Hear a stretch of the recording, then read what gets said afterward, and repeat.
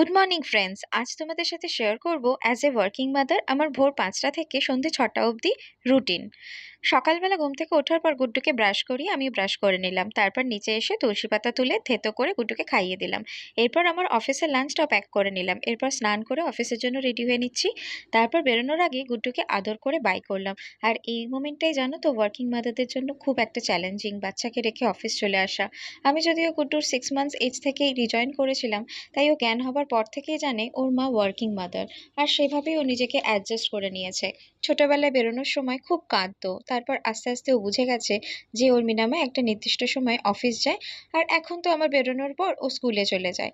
অফিসে এসে mail check করে নিলাম, তারপর স্যান্ডউইচ আর চা খেতে খেতে চললো অফিসের কাজ। অফিস থেকে বেরোনোর আগে ডট অ্যান্ড কিয়ের স্টিক সানস্ক্রিনটা রিঅ্যাপ্লাই করে নিলাম। এটা বাইরের হিট আর পলিউশন দুটো থেকেই স্কিনকে প্রোটেক্ট করে। চলো আজকে ব্লগটা এই পর্যন্তই, আবার দেখা